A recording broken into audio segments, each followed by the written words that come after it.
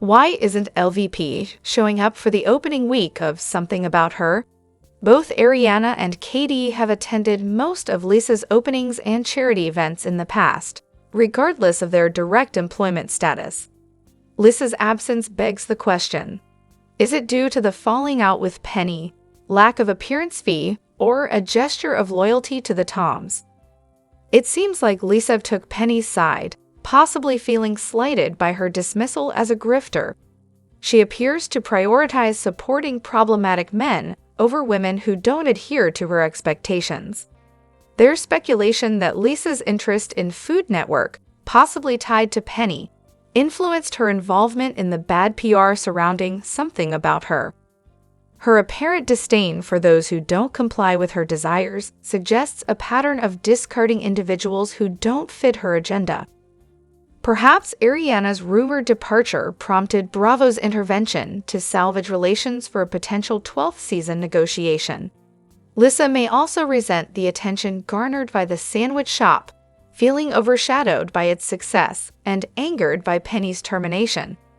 The viewer's struggle to engage with Vanderpump Villa reflects a growing disinterest, potentially fueled by Ariana and Katie's refusal to conform to Lisa's expectations. Unlike the Toms, they assert their independence, which Lisa views as disloyalty and punishes accordingly. However, their success doesn't contribute to Lisa's agenda, leading her to snub them for not catering to her whims anymore. Hello everyone, welcome back to my channel, Spill Chronicles. It's me, Ramona, here. I hope everyone is having a wonderful day. Keep watching, so let's dive into today's video. However, in Season 8, Episode 12, the idea was born. There's a moment where they exchange a look, like, did we just become best friends? I despised the notion that it was all for a storyline.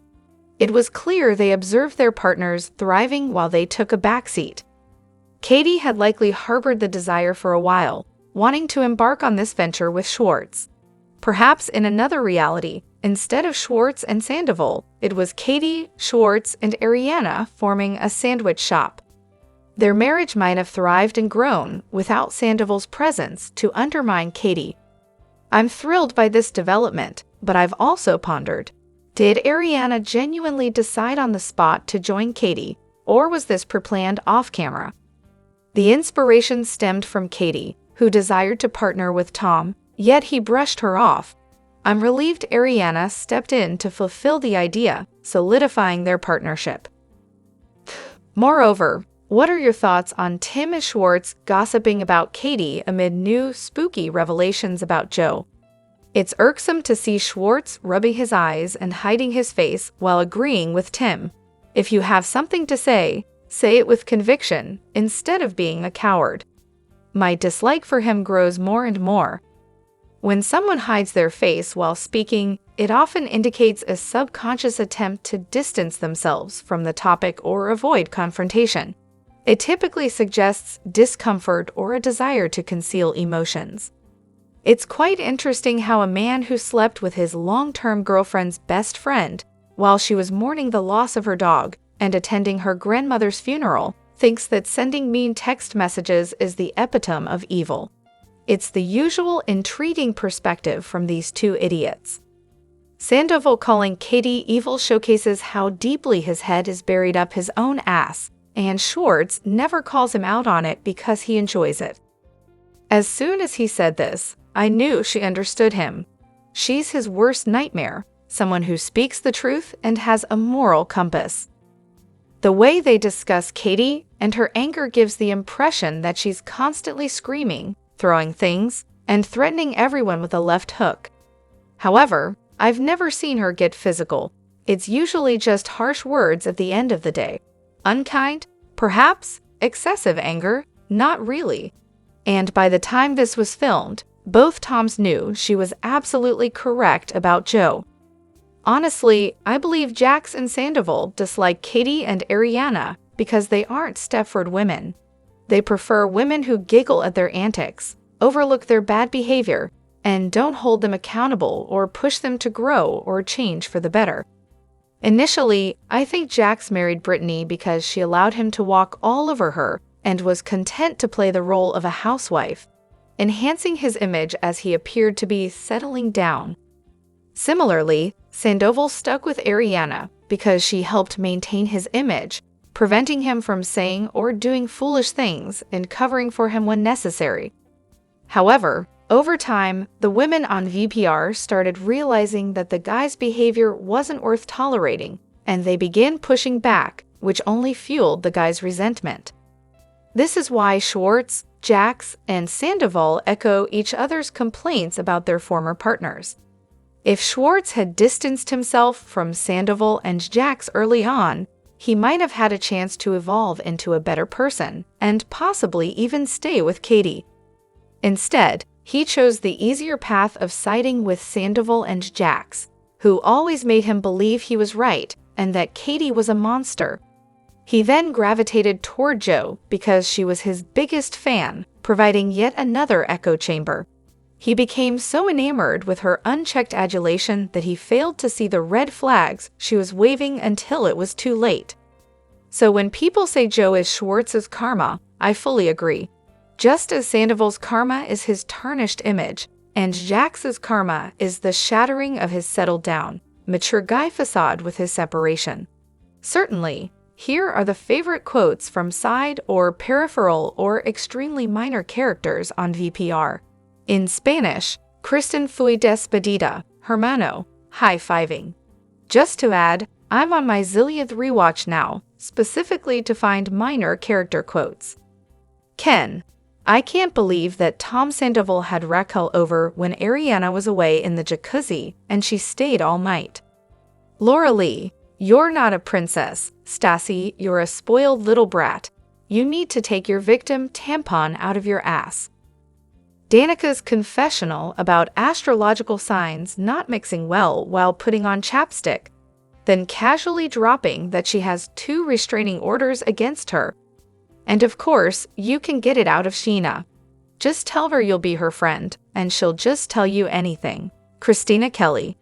This is from one of the first few episodes of Season 2. Stassi was planning on questioning Scheana about Tom and Ariana.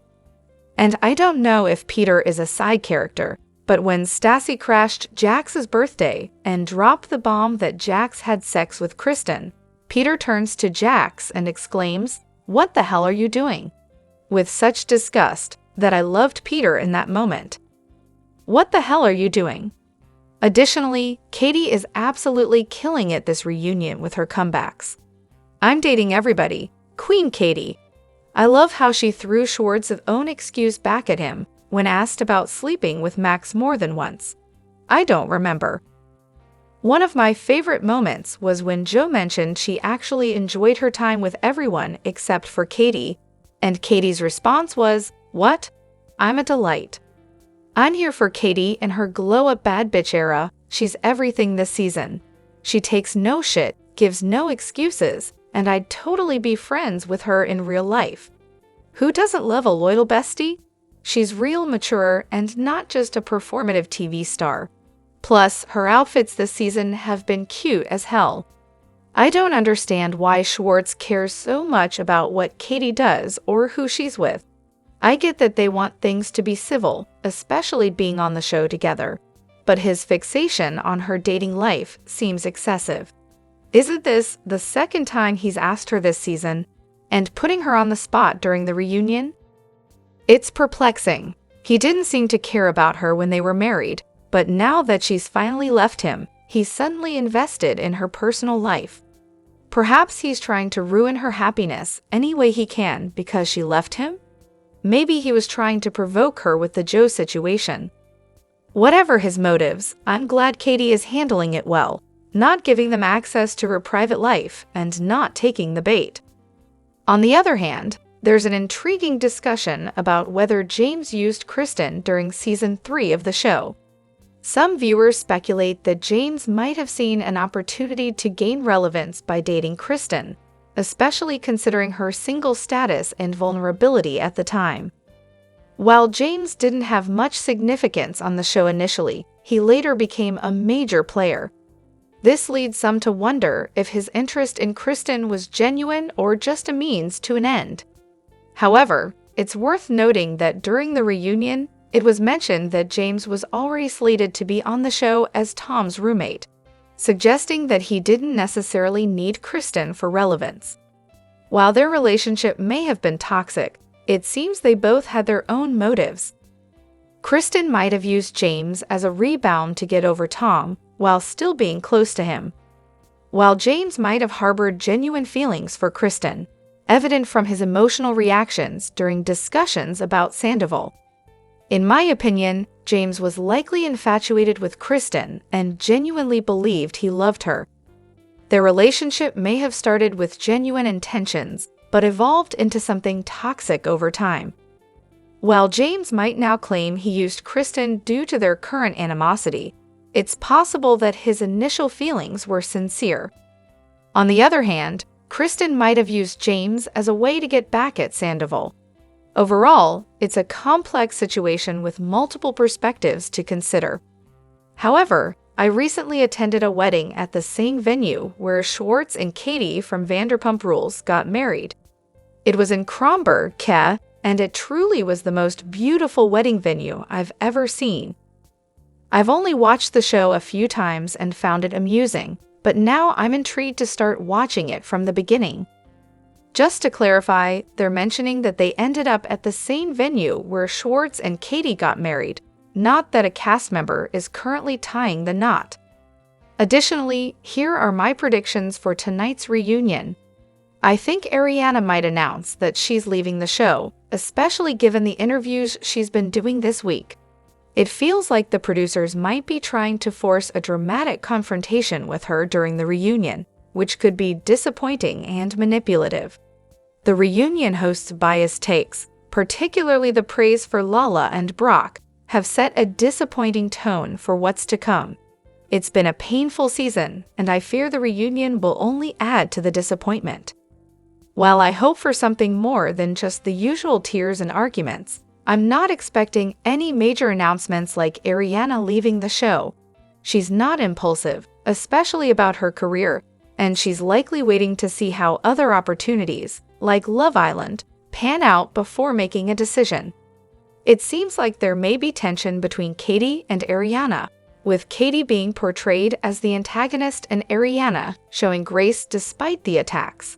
I expect emotions to run high, particularly once the last 5 minutes are shown. Ultimately, I'm hoping for a moment where Lauren is held accountable, especially by Ariana and Slash or Katie. If she gets a favorable edit, while they're silenced or their responses are edited out, it'll be frustrating to watch. On the other hand, it's an interesting scenario to consider if Ariana hadn't gone through Tom's phone. One possibility is that Tom was setting up a plan to make it through season 10 quietly and then break up during the break. He might have intended to come back for season 11 with Rachel as a couple, potentially leaving Ariana out of the picture. However, it's equally possible that Rachel would eventually crack and tell Ariana, perhaps at the reunion. This could have softened the public backlash against Ariana, as she wouldn't have been seen as the villain in the situation.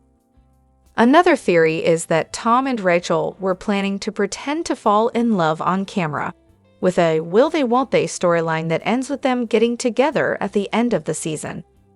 Tom might have hoped Ariana would either leave or be painted as his crazy ex, similar to what happened with Kristen. This plan, if true, reflects poorly on Tom's character and his manipulative tendencies. Overall, it seems like Tom wanted the stability and fame associated with being with Ariana, but also desired the intimacy he found with Rachel. He might have been setting up a scenario where they would break up by the reunion, allowing him to control the narrative and possibly paint Ariana in a negative light. If this had happened, it's likely Ariana wouldn't have come back unless she was desperate for a paycheck. She wouldn't have wanted to be portrayed as the next crazy Kristen, while Tom moved on with his new partner. However, revisiting seasons 8 and 9 and seeing Rachel's journey makes me feel really sad. I remember rooting for her and genuinely liking her as the underdog. Watching her gain confidence and come into her own was inspiring. But connecting the Rachel we saw in seasons 8 and 9 with the Rachel in season 10 is such a mindfuck. It's like realizing I have terrible judgment. The transformation is just so jarring when you know what's to come. Even though I started watching after the events with Scandoval, it's still wild to try and imagine the Rachel from seasons 5 to 8 doing the things she did. I can almost see it in season 9 with her coming out of her shell storyline after the engagement, but the sweet, naive girl who let James cheat on her all the time wasn't real. She turned out to be someone manipulative and selfish, refusing to leave a toxic relationship just to stay on TV. It's clear to me now that she always seemed manipulative and selfish. Her anger at James not being invited to things stemmed from her desire to be on camera. Joining a girls' night with the women who excluded him, despite knowing it hurt him, only solidified that perception. Additionally, is Jax even real? I mean, is he seriously that oblivious that he hands Kristen his phone with incriminating messages open for her to see? It's the second time Schwartz has been caught cheating, and it makes you wonder if these dramatic events are all part of Jax's master plan. Could production be orchestrating this, and Jax is just playing along? And don't even get me started on Kristen's antics. Why is she so outlandish? But then again, if you look back at his audition tapes, Jax has always been messy and willing to stir up drama, especially if it means outing his friends' infidelities for some on-camera chaos. It's like he craves the spotlight, even if it means documenting the downfall of his own marriage. Jax seems to thrive on drama. He's not afraid to manufacture it in his life, and I wouldn't put it past him to intentionally stir the pot, like handing Kristen his phone. Plus, let's not forget his apparent disdain for Katie. He probably relishes the idea of her finding out and being miserable. Drop your thoughts in the comment section below. Do you agree or disagree? Don't forget to like, subscribe, and hit the notification bell for more updates. Your opinions matter, and I will see you in the next video. Thank you.